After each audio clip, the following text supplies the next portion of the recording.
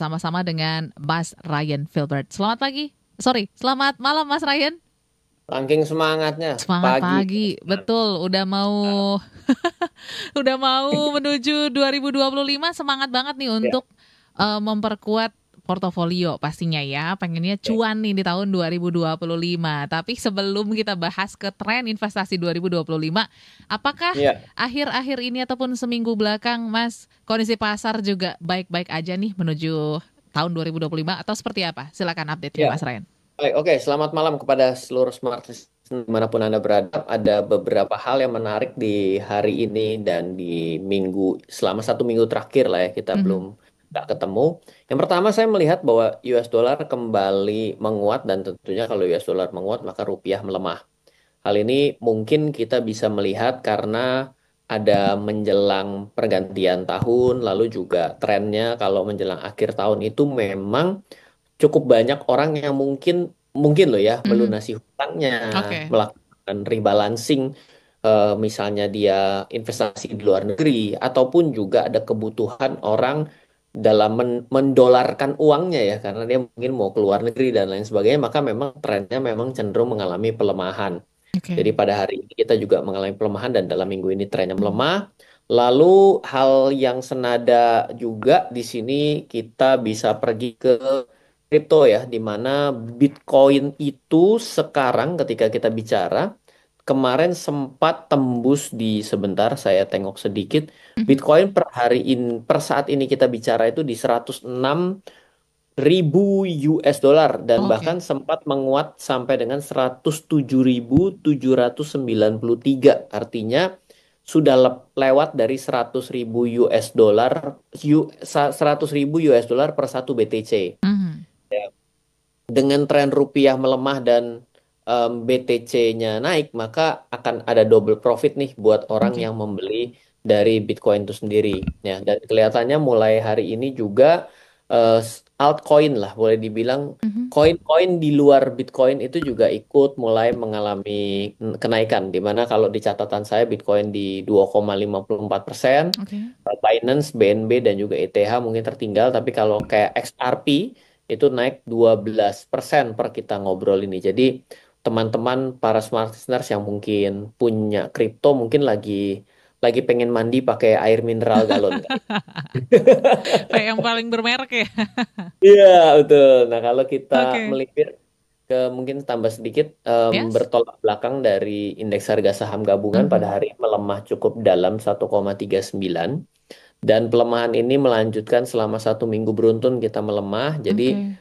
impact-nya adalah mungkin orang meng-cash out kan ya portofolio dia. Meskipun saya sempat ngobrol ya minggu lalu atau 2 minggu lalu bicara mengenai Santarelli, ada window dressing dan Mhm. lain sebagainya. Saya melihat bahwa yes ada potensi penguatan tapi kemarin-kemarin kan kita sempat turun ya. Ya, ini Yes. artinya sudah mulai kembali naik. Sepertinya kenaikan kemarin itu membuat biasanya trennya di Desember justru nggak naik lebih banyak lagi karena naik Mhm. kemarin sudah cukup banyak dan 1 minggu ini kita mengalami penurunan. Kita saat ini berada pada levelnya ditutup eh, tertinggi di 7.263, pembukaan di 7.258 dan terendah di 7.132 dan pelemahan 1 minggu kita adalah 3,97%. Hmm. Seperti itu.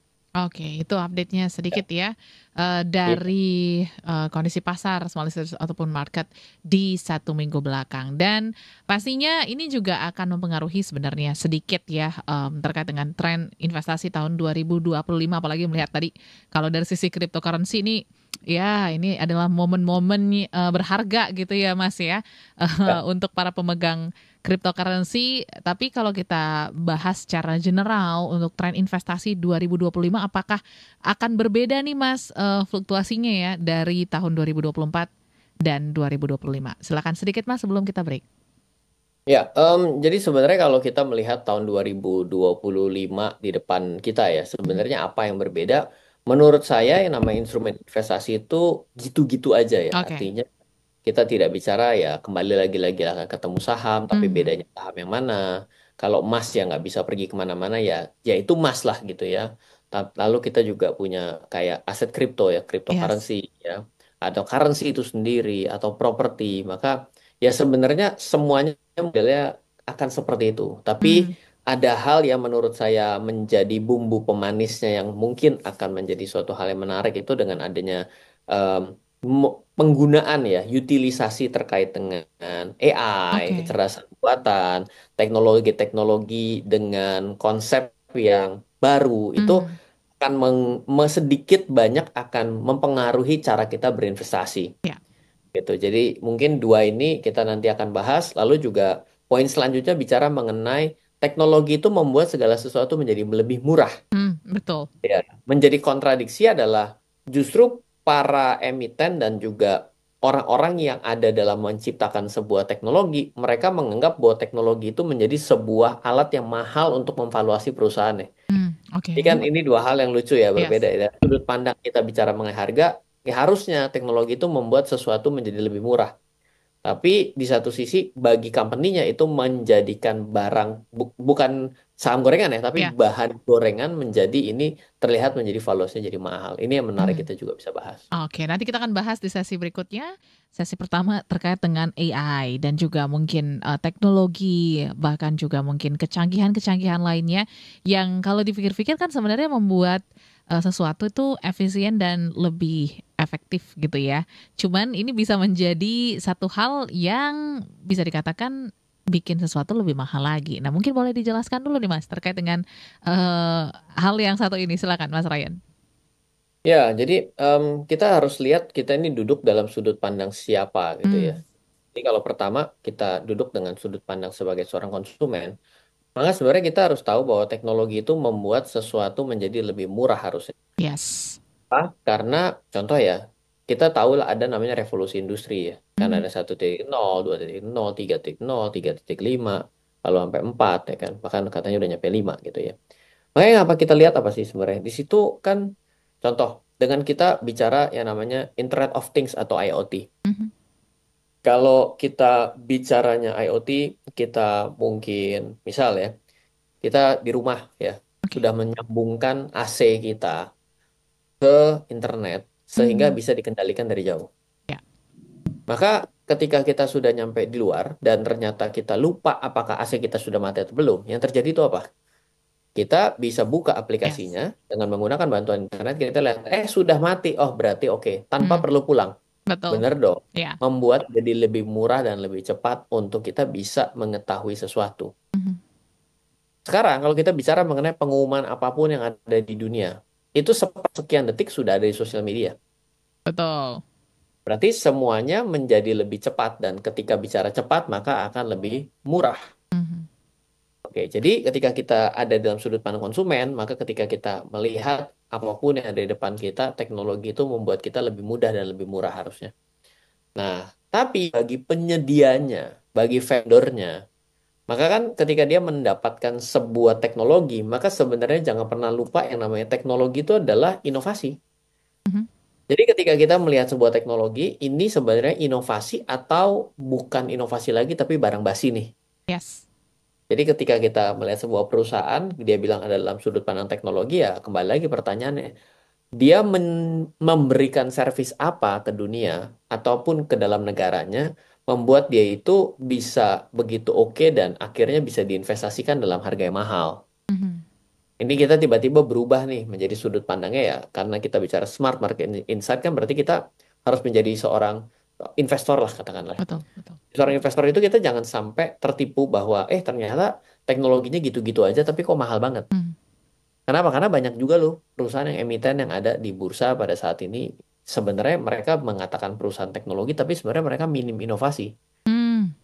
Mereka hanya gitu-gitu aja tapi valuasinya menjadi mahal. Nah, berarti kan kita sebenarnya harus jeli bahwa ini sebenarnya terlalu mahal valuasinya karena tidak ada suatu nilai tambah yang baru yang ditampilkan untuk kita membuat dia sebegitu mahalnya. Mhm, mhm, mhm. Gitu loh. Jadi di sini kita mesti hati-hati dalam melihat dari dua sisi ini agar kita berinvestasi itu harus sadar nih bahwa apakah memang yang dia berikan itu akan memberikan nilai tambah kepada masyarakat dan memberikan nilai tambah buat saya sehingga dia bisa diinvestasikan begitu mahal. Karena ketika kita berinvestasi kan kita membeli masa depan. Ya. Ya produknya digunakan untuk masa kini, tapi ketika kita investasi di detik itu kan kita nggak mendapatkan keuntungan. Hmm. Ya, meskipun ada juga teori-teori yang lebih jelimet lagi, dia bilang, saya pastikan bahwa investasi itu untung di depan dan untung ke belakang. Oh, tapi itu kan lebih lebih panjang lagi, lebih sulit lagi lah. Tapi belum sampai ke sana lah, yang ingin saya bicarakan di poin ini sebenarnya. Mhm, oke oke. Itu dari sisi, teknologi, AI, dan lain sebagainya gitu ya, Mas. Tapi Hmm. kalau misalnya ngomongin ini kan, banyak juga ya, emiten-emiten dengan, produk barang mewah yang juga menjadi sorotan juga nih di tahun 2025 karena mungkin kenaikan pajak dan lain sebagainya. Apakah ini akan mempengaruhi sedikit trennya, Mas, untuk investasi di produk-produk, barang mewah atau seperti apa, Mas Ryan? Selalu ada dua hal ya. Hmm, Pertama, ketika kita bicara mengenai barang mewah ya. Yang namanya barang mewah itu ya ada barang konsumtif ya, barang mewah. Berarti ini ya. pasti akan terdampak akibat harga PPN yang Mhm, naik. Kelihatannya cuma 1%, tapi ya berapa kali unsur kali lipatnya, maka akan menjadi suatu hal yang berasa. Dan kita juga mengalami kenaikan eh, PPN ini kan juga cukup cepat boleh dibilang betul. ya. Kita kayaknya belum ngerasa 11 sudah 12 kan begitu Mhm. ya. Padahal sekarang lagi 11 loh gitu ya. Jadi sudah pasti bicara mengenai barang mewah konsumtif, maka secara otomatis ini akan tertekan dari sudut pandang permintaannya. Mhm. Nah, tapi kita mesti tahu bahwa expensive is good. Nah, ini ada kata kuncinya. Dan ketika kita bicara mengenai investasi, ada satu investasi yang biasa dimainkan, bukan Mhm. dimainkan lah, ya, akhirnya jadi main-main ya. Yang disudut pandangkan bahwa ini adalah bagian dari investasi yang disebut collectible items. Oke. Orang bicara mengenai jam tangan gitu. Orang suka Ah, dengan beli jam tangan mewah. Nah, ketika orang bicara mengenai jam tangan mewah dan dia berada di tempat kelasnya yang memang sudah punya uang, mhm, 1% menjadi suatu hal yang tidak berarti. betul. Jadi sebenarnya ketika kita berbicara mengenai apa dampak PPN, PPN itu akan berdampak dari orang yang mungkin belum berada di level yang cukup dinyatakan memang dia tidak terpengaruh. Mhm, Ya, tapi jangan lupakan juga bahwa orang yang berada di middle income ya, itu sebenarnya kan yang jauh lebih besar. Maka secara otomatis, maka ketika orang itu melakukan tingkat konsumsi tertentu, maka yang terjadi adalah dia akan mencari produk penggantinya, produk substitusinya, agar apa dia tetap bisa merasakan kenikmatan akibat PPN, dia mungkin akan mencari barang alternatif lain. oke. Ya, jadi orang akan bergeser ke sana. Tapi ketika kita bicara, saya mau investasi tapi dalam sudut pandang collectible items nih yang Mhm, memang ada pangsa pasarnya. Lah ya silahkan, itu sebenarnya kan harus tahu pasarnya. Ingat loh, kalau oke. kita itu contoh begini yang gampang saja, gampang saja. Kita semua tahu ada emas, ada berlian. Mhm, Oke, apakah berlian adalah sebuah investasi yang bagus? belum Ah, tentu. ini jadi dualisme. Iya iya. Sebagian orang dengan biasa-biasa saja Mhm, yang mungkin berpikir bahwa berlian bagus ya bisa dipakai gitu ya. Itu tidak bisa menjadi sebuah investasi. oke. Kenapa? Karena berlian itu perlu pangsa pasar. Sehingga ketika dia tidak memang tidak ada di dalam satu komunitas tertentu, maka jual berlian akan setengah mati. Akan sulit untuk mendapatkan lawannya. Dan secara otomatis itu akan menjadi investasi yang buruk. Tapi memang bagi orang-orang golongan tertentu, mereka sudah terbiasa untuk berinvestasi berlian. Secara otomatis mereka tidak akan menjadi masalah karena ya memang itu sudah dunia dia.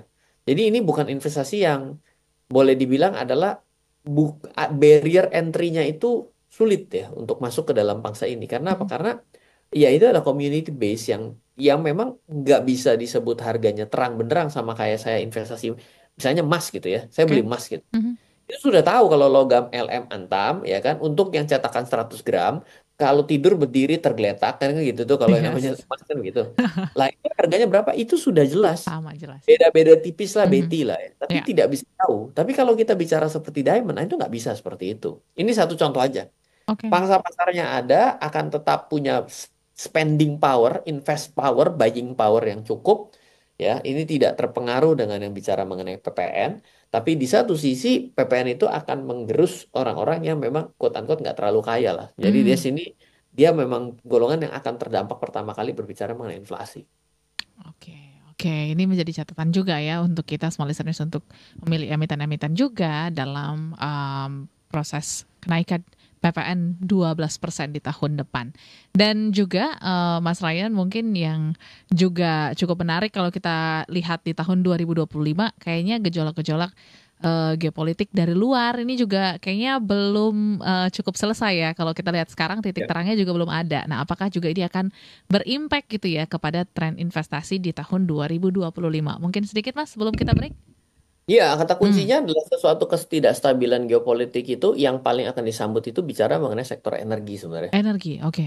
Ya, karena ketika kita adanya perang gitu ya, Mhm, sebenarnya yang pertama kali akan disasar itu adalah bicara mengenai resources.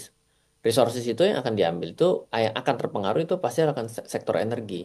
Makanya ketika mulai ada perang, ketidakstabilan yang lebih jauh lagi, maka ya pertama kali yang akan terkerek naik dan turun dengan agak bingung-bingung orang itu ya akan ngelihat di sektor energi. mhm. Jadi ya dengan kondisi saat ini maka energi mungkin tahun depan juga masih seperti kondisi saat ini, Oke. tapi juga harus berhati-hati ya gitu ya. Mhm. Karena sepertinya emiten-emitennya juga sudah mulai sadar bahwa mereka Hmm, dalam valuasi yang cukup oke untuk jualan atau membuang muatan lah. Makanya oke. ada right issue lah, ada spin-off lah, ada inilah, ada itu. Jangan sampai kita juga terkena valuasi mahal. Karena pada Mhm. akhirnya kan yang namanya nilai dan harga adalah dua hal yang berbeda ya kan. Ya. Harga kan adalah uang yang kita bayarkan, nilai adalah sesuatu yang kita terima dengan sebenarnya. Maka kita harus mesti melihat bahwa betul sektor energi ini menjadi sesuatu gitu. Dan tahun depan mungkin dengan adanya mungkin ada yang dihentikan perang ya. Harapannya kan tentu kan seperti itu Amin ya. amin. Mhm. Pasti energi juga akan ada impact, dia akan juga akan kembali melandai gitu kan, Yes. akan jadi lebih stabil gitu. Tapi ya hal yang lebih kita perlu lihat itu adalah sebenarnya kita jangan sampai terjebak pada valuasi yang mahal pada sektor energi ini juga. Mmm, oke. Itu yang jadi catatan kalau untuk bicara sektor energi ya. Dan nanti setelah yang satu ini kita mau bahas dari sektor kesehatan. Ini jadi concern juga nih after Covid, kayaknya memang, cukup apa ya, menjadi perhatian banyak orang. Selain satu ini small listeners, jadi jangan kemana mana. Baik, tidak hanya mungkin dari sisi apa ya, check up-nya, dari sisi vitamin dan pendukung-pendukung lainnya terkait kesehatan kayaknya kita sudah mulai cukup perhatian. Nah, ini gimana Mas untuk tren di tahun 2025 apakah ada pengaruh juga nih, terkait dengan kesehatan? Ya, ini ada hal yang mungkin kita mesti lihat bahwa Mhm, bicara mengenai obat dengan suplemen lah boleh dibilang ya. iya, Ini dua hal yang berbeda. Satu adalah mmm, mengobati, yang satu kan menjaga. yes, Jadi ketika kita bergeser ke tahun-tahun seperti tahun 2005, kita dari 2024, maka yang saya lihat sebenarnya trennya itu sudah mulai bukan mengobati tapi juga mulai menjaga di sini. ya, Hanya ketika kita ngelihat di emiten-emiten berbasis kesehatan sendiri, mhm, sekarang dia tidak hanya fokusnya kepada obat, oke, tapi bicaranya mengenai ya kalau kamu mau jaga ya ini berarti yang mungkin gula ini adalah yang bebas gula. mmm, Ini berarti ada susu mungkin kita pakai yang soya ya ya kan. ya ya, Nah, mungkin kamu nggak cocok sama yang alergi seperti itu. mhm, Lalu juga ini kita punya set untuk vitamin yang memang ada hubungannya untuk A, B, dan C dan lain sebagainya oke, seperti itu. Memang itu kan inovasi ya sebenarnya kembali betul, lagi. yes, Iya, jadi ketika kita bicara mengenai inovasi ya ada di poin tersebut lah. Jadi mungkin kalau saya pribadi melihat ya ini ya sejalan ya. Artinya kesadaran orang semakin semakin tinggi mhm, membuat ya pasar akhirnya dia ada demand-nya ya sudah mulailah diisi dengan berbagai macam hal seperti itu. Sebenarnya yes, itu juga menjadi suatu pertimbangan kita juga. mhm, Tapi ini lebih pada sudut pandang mungkin consumer ya, satu ya yes, consumer good mhm, gitu yang mau diinvestasikan. Mereka sejauh dan se-aware apa sih untuk menyediakan hal-hal yang memang aware terhadap kesehatan. oke, Lalu juga ada juga yang bicara mengenai konsep syariah. Ini kan juga bicara mengenai sehat yang lebih jauh lagi nih secara betul, level gitu kan. Ya ini juga boleh. Saya juga agak kaget ya. mhm, Kemarin saya pergi oke, ke toko toko sepatu gitu ya. ya, Itu saya agak kaget dari jauh kenapa sepatu yang satu atau dua itu diplastikin. mmm. Full diplastikin. Ternyata tertulis ini mengandung apa? Mengandung babi seperti itu. Wow. Oke. Berarti sepatu gitu. Ini Iya, sepatu gitu. bukan lagi bicaranya Makanan, makanan betul. gitu, tapi sepatu gitu. Ya, Jadi sejauh itu, jadi memang kita harus melihat bahwa ya yang begini berarti si company-nya itu udah lebih lebih aware ya. mapan lagi Mhm, mhm. dalam sudut pandang tata kelola gitu. Nah, itu Hmm, adalah salah satu perusahaan yang ada di TBK tuh yang ada di Indonesia. Saya bilang, wah oke, berarti dia lebih lebih siap ya berbicara yes. mengenai apa namanya perubahan dan juga sesuatu yang sifatnya lebih lebih jauh lagi daripada yang sebelumnya dia bisa siapkan seperti itu. Oke, ternyata luas sih ya, terkait kalau kita ngomongin tentang kesehatan, baik consumer pun juga mungkin karena tren-tren sekarang banyak konten-konten yang, menghadirkan bahayanya gula, bahayanya, garam yang tinggi dan lain sebagainya, ini juga menjadi inovasi-inovasi yang baik juga untuk, produk-produk consumer. Dan juga Mas Ryan, aku izin bacakan pertanyaan, pada sore Oh hari iya, ini ya. iya, iya, Kali halo, ini dari Ibu Kaila yang ada Kayla. di, mana nih? Oh, tidak ada lokasinya ya. Malam Mas Ryan, Ya, perbincangannya seru banget terkait dengan tren investasi 2025. Tapi kalau hmm, bicara dari instrumen investasinya, apa sih Mas yang akan menarik dan mungkin ada lonjakannya yang cukup tinggi ya? Apa tadi kayak Bitcoin itu akan, cukup menanjak tuh di tahun 2025 atau seperti apa? Silakan Mas Ryan. ya.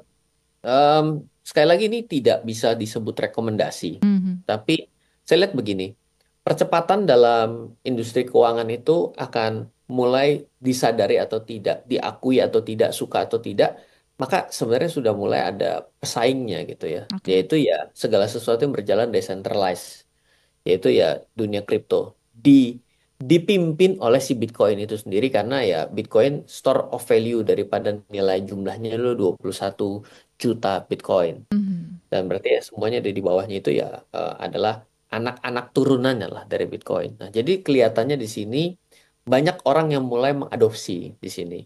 Lalu juga dengan adanya masuknya eh, di bursa Amerika lebih welcome terkait dengan semua yang berhubungan dengan kripto, oke. maka secara nggak langsung ini ya maka pasti akan makan perlahan itu akan terus masuk. Tapi Mhm, kembali lagi kita bicara bahwa yes, cryptocurrency itu menarik. Sebagian orang menyatakan bahwa sebenarnya apa sih yang menyebabkan kenaikan daripada cryptocurrency? Jawabannya kalau saya ya dalam mhm, apa? Mungkin let's say 2 bulan terakhir boleh nggak? Atau 3 bulan yes, yang terakhir? boleh. 2 atau 3 bulan yang terakhir itu naik cuma karena emosi. Loh, Oke. kok bisa Ryan bisa dengan gampang mengatakan bahwa dalam 2 3 bulan terakhir emosi? Karena saya tidak melihat dalam 2 3 bulan terakhir ini ada suatu inovasi baru yang datang ke dalam dunia kripto Mmm, dan blockchain itu sendiri. oke. Hanya bicara karena Donald Trump terpilih, lalu Elon Musk yang udah jor-joran itu juga dijadikan bagian nanti dalam pemerintahannya yang Mhm, sangat pro kripto. Makanya orang-orang menganggap bahwa cryptocurrency akan naik. oke. Jadi kenaikan selama 2 3 bulan terakhir ini menurut saya tidak ada landasan yang cukup selain emosi. Even yang hari ini 107.000 US dollar gitu ya. Nah, jadi menurut saya hati-hati. Ini kenaikan yang selama ini terjadi nih sejak 2 3 bulan terakhir. Ini isinya adalah angin. Karena tidak ada hal yang baru yang datang di sana. Yes.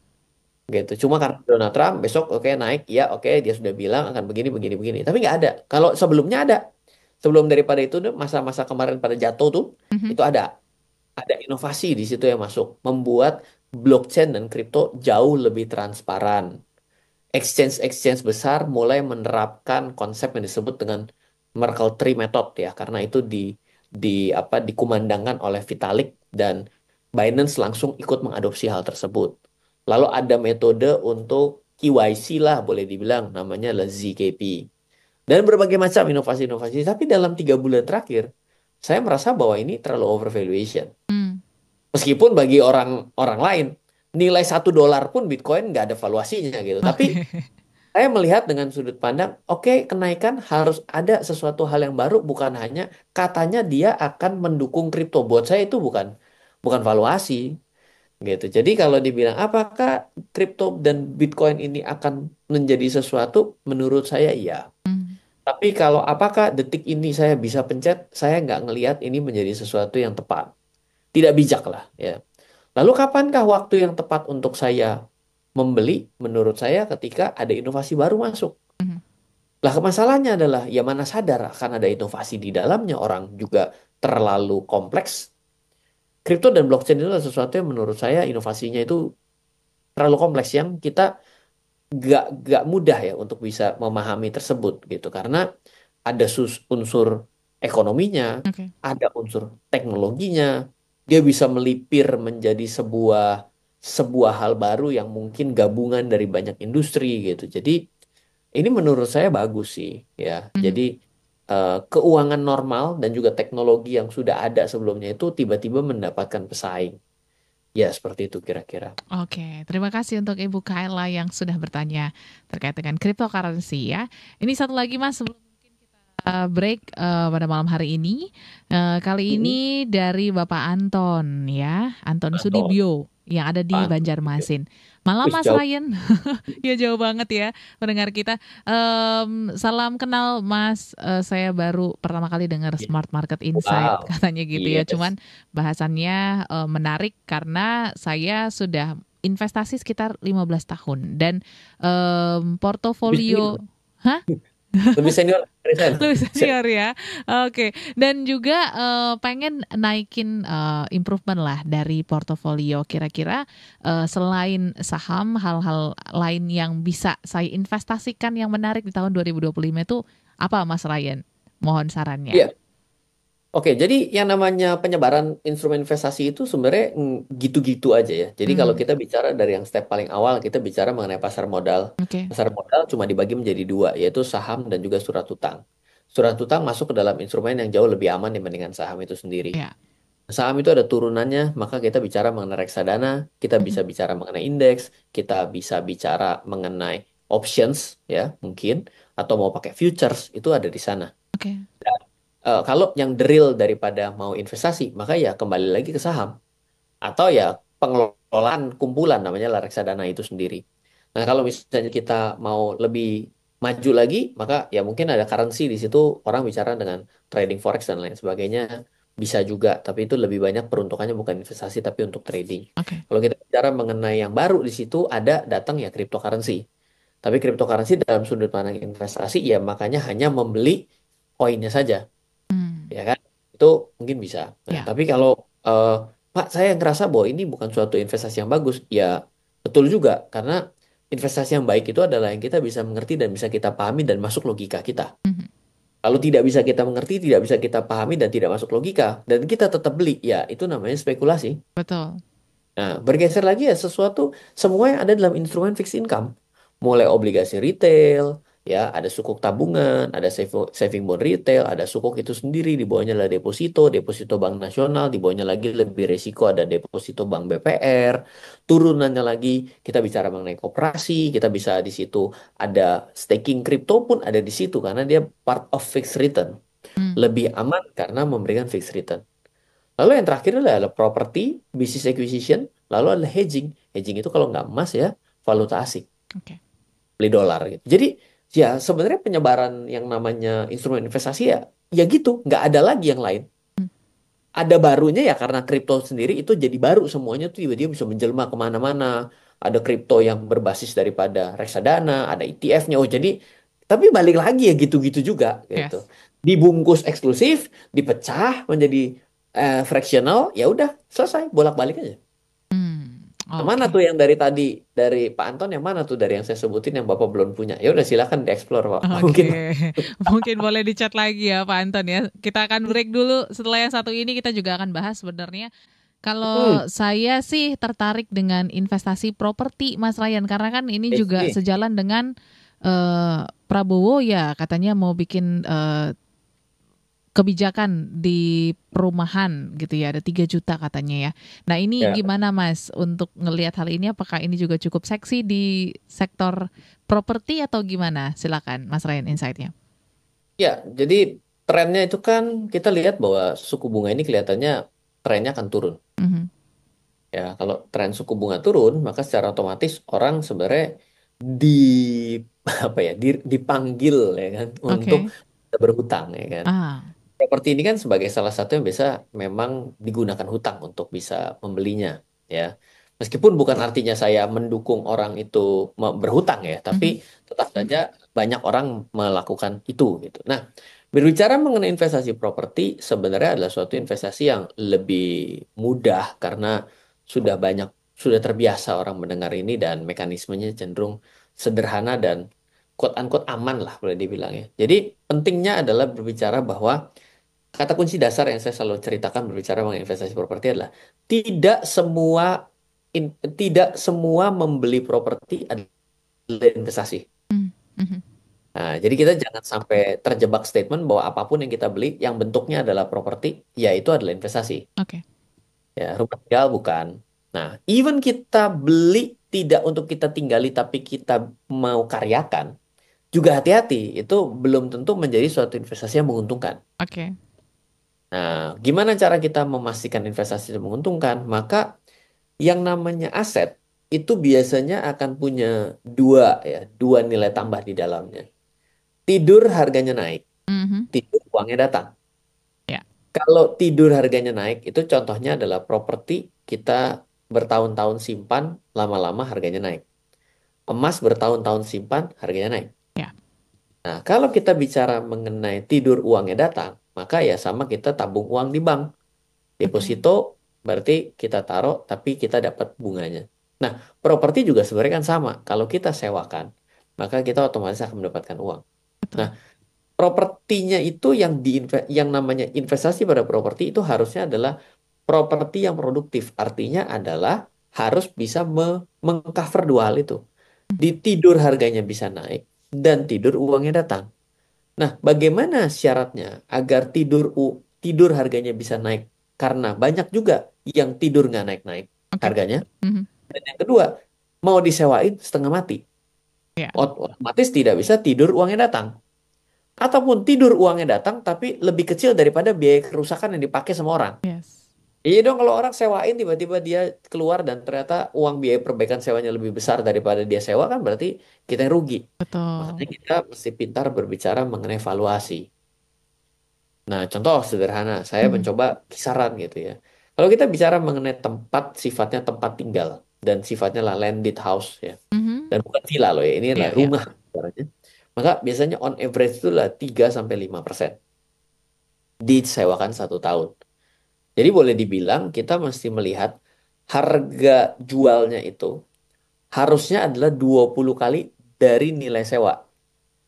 Itu maka dia berada di harga termahal daripada properti bisa kita beli. Mhm. Sedangkan kalau harga jualnya itu bisa 30 sampai 33 kali dari harga, sorry itu adalah termurah ya tadi ya. Jadi valuasi contoh gini, kita langsung ambil contoh angkanya. Saya disewakan 5 juta per tahun gitu ya. Oke. Berarti kan kalau 5 juta per tahun, berarti kalau kita kalikan 20 misalnya harga propertinya adalah 100 juta, maka itu sebenarnya bagus. Kenapa? Karena itu di ambang atas untuk bisa kita beli. Jadi yang beli bisa lebih untung daripada yang nyewa.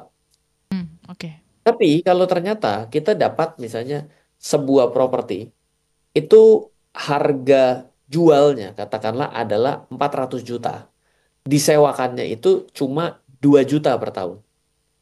Maka itu lebih untung yang nyewa daripada yang beli. Iya.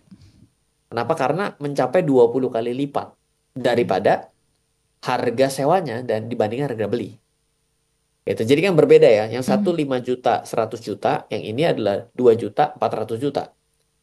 Nah, jangan sampai kita selalu terjebak untuk membeli properti yang nilai rental dibandingkan nilai sewa, nilai jualnya. Itu kayak gitu, kayak yang tadi tuh.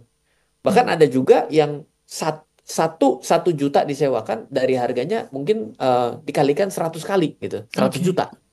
Nah, itu berarti kita rugi bandar. Seperti itu. Yes, Tapi yes. bukannya itu 1% ya berarti ya nilainya. Itu kan berarti kan terlalu murah gitu harga sewanya. Nanti nggak akan mendapatkan valuasi yang cukup untuk kita nikmati. Kenaikan harganya juga susah Mhm. naik, ya kan? Kita sewain, kita rugi. Akhirnya kita kan bingung ya. Kita nggak sewain, hancur propertinya. Jangan lupa loh, yang naik harga tanahnya, bukan harga bangunannya. Betul. Gitu. Jadi memang di poin itu kita mesti hati-hati. Yes, jadi boleh cross check lagi ya small listeners kalau Anda punya investasi properti bisa disesuaikan lagi nih ya untuk tahun Ya. 2025. Dan Mas Ryan tadi kita mungkin ingin menyampaikan gitu ya, apa sih yang menjadi peluang ataupun juga mungkin ancaman untuk investasi di tahun 2025? Mungkin boleh di-share, Mas, apa-apa saja silakan. Ya, yang pertama kayaknya ya Mhm, kalau yang pada saat ini tidak begitu suka dengan teknologi dengan kata kuncinya adalah, aduh saya mah gaptek lah gitu ya. Hati-hati nanti lebih banyak tertinggal karena oke. sepertinya elemen apapun sekarang sudah pergi ke arah teknologi ya. Mhm, Karena setelah teknologi lanjutannya lagi ada kecerdasan buatan. Sebelum kecerdasan buatan ada yang di tengah-tengah ya itu disebut dengan Internet of Things. oke. Adalah sesuatu dihubungkan dengan dunia online gitu ya. Nah, jadi nanti ketika tiga ini kita tidak bisa, maka yang terjadi adalah semua investasi kita ya akan membeli sesuatu yang terlalu mahal bisa Mhm, jadi. Karena kita gaptek juga gitu ya. betul. Karena gaptek kita ditawarin apapun ngerasa bagus. Padahal teknologinya jelek misalnya Aha, begitu. aha. Sehingga kita harus melihat. Dan yang kedua adalah cobalah mulai berteman dengan kecerdasan buatan itu. Mhm, Jadikan sebagai alat bantu. Jangan kita bersaing dengan kecerdasan buatan. Ya kan kalau kita bersaing dengan kecerdasan buatan repot. Mereka akan lebih presisi dong. Karena kan mereka memang part of daripada dunia komputer gitu kan. Tapi betul. bagaimana kita memanfaatkan mereka menjadi pembantu kita, quote unquote menjadi pembantu kita. Ya kan? Maka secara otomatis ya di dia akan menjadi alat bantu yang baik untuk mendukung apa? Aktivitas bisnis kita, aktivitas kita berinvestasi. Otomatis itu akan membuat kita nantinya dengan bisa menggunakan mereka ya artinya orang di ujung sana menggunakan itu loh. Mhm. Ya, mereka akan jauh lebih presisi, jauh lebih cepat dan lain sebagainya. Jadi investasinya sebenarnya saya sih sebenarnya gimana ya sudah bertahun-tahun menjadi menjadi narasumber di Smart FM kita ternyata mendapatkan satu benang merah bahwa yang namanya belajar dan literasi itu memang ternyata mungkin akan terasa menjemukan ya mendengar Betul, kata itu betul. ya. Kita harus belajar gitu. Terus kita kapan kita berhenti belajar ya? Iya, memang ternyata nggak bisa berhenti Mmm, belajar itu mati. yes. Ya, tapi ada hal baru yang harus kita pelajari karena setiap tahun itu akan ada perkembangannya. Mhm, Dan kita tidak bisa mengambil suatu kesuksesan orang investasi 30 tahun atau 40 tahun yang lalu dijadikan pelajaran plek ketiplek kita ikutin apa yang dia lakukan di 40 tahun yang lalu. Kita akan membeli sesuatu yang mahal. mmm, Kenapa? Karena waktu murah yang beli adalah orang yang sukses diceritakan yang 30-40 tahun yang lalu. Coba kita ingat-ingat. ya, Kita bicara, oh saya ini Warren Buffett, oke dia sukses dengan Berkshire. Terus kita mau ikutin cara investasi dia, plek ketiplek seperti dia membeli zaman waktu itu. Wah mhm, ya, harga yang kita beli semua barangnya sudah mahal. udah naik ya. Iya, dan atau kita kita menemukan yang kriterianya persis sama dengan apa yang dia miliki pada saat itu, nggak akan naik juga. Kenapa? Yes. Karena ada elemen yang berubah di sekitarnya. Mmm, Ketika itu di diimplementasikan, akan terasa jadul. betul, betul. Itu jadi ya mungkin itulah yang ingin saya ceritakan. Mhm, jadi memang, apa ya, niat untuk belajar itu harus terus ada di tahun 2025 sehingga apapun kondisi dan situasinya, kita Ya. bisa tetap mengambil langkah cepat, Mas Ryan. Mungkin catatan, untuk para investor-investor yang mungkin sedang mendengarkan kita untuk menghadapi tahun 2025, apalagi Mas yang harus dilakukan? Silakan. Ya, kalau dari saya ya, ketika kita melihat dengan adanya perkembangan, maka Mhm, sebenarnya tren investasi itu tidak menjadi lebih mahal pecahannya, tapi mmm, menjadi lebih murah. Namanya adalah fractional. oke. Adalah sesuatu lebih terpecah, lebih murah lah, boleh dibilang. Kalau kita lihat ya, contoh ya, di dalam industri emas, orang tahu bahwa membeli emas itu jadi sesuatu yang mahal. Mhm, Sekarang sudah ada ngetren tabungan emas kan seperti itu ya. betul, ya. Nah, jadi kita masih lihat nih, ini menjadi suatu inovasi yang bagus. Mhm, Tapi kalau kita memang mampu, sebenarnya ya nggak usah pergi ke yang pecahan ini. Kita bisa betul, beli yang tanpa dipecah kan. ya. Tapi kalau ternyata kita tidak bisa, sebenarnya ini kita menjadi suatu inovasi kan. Mhm, Nah, mana bisa orang gaptek akan terima inovasi yang ini. betul. Ya, jadi kita sebenarnya bisa mendapat kesempatan. Jadi tidak ada lagi di dalam kondisi 2025 itu sebenarnya, wah saya tuh nggak bisa, itu terlalu mahal buat saya. Nggak ada yang terlalu mahal sebenarnya. Mhm, Apapun itu sekarang sudah ada pecahannya. Jadi ada fraksionalnya lah. Kalau orang bilang turun derivatif kan, ada orang bilang kalau derivatif itu biasanya penuh dengan unsur leverage, ya, ada daya ungkitnya, ya kan? Enggak juga. Sekarang tuh sudah sudah bisa kita memiliki segala sesuatunya. Jadi nggak akan menjadi suatu alasan ketidakmampuan kita tidak punya uang dan lain sebagainya. Karena kalau, wah Pak saya benar-benar dalam posisi berhutang, saya tidak punya uang, dan bagaimana? Nah itu kan beda chapternya. Beda chapter itu loh chapter perencanaan keuangan tuh. Mhm. Atau bagaimana menentukan ide bisnis, brainstorming. Wah, itu kan udah chapternya bagaimana membesarkan active income. Kita tidak ada di situ Mhm. membicarakan kita di sini. Tapi kita membicarakan kita di saat ini nih, di 1 jam sampai dengan jam 8. Itu kan kita sudah ada uangnya. Ya, Plottingnya itu kemana? oke. Kira-kira seperti Ya, itu. semoga insight pada malam hari ini bisa apa ya, menjadi bahan bakar kita ya untuk terus pastinya melebarkan sayap portofolio kita dengan situasi dan kondisi yang fluktuatif. Semoga kita juga bisa siap untuk menghadapi segala tantangan yang ada. So, terima kasih Mas Ryan untuk insight-nya.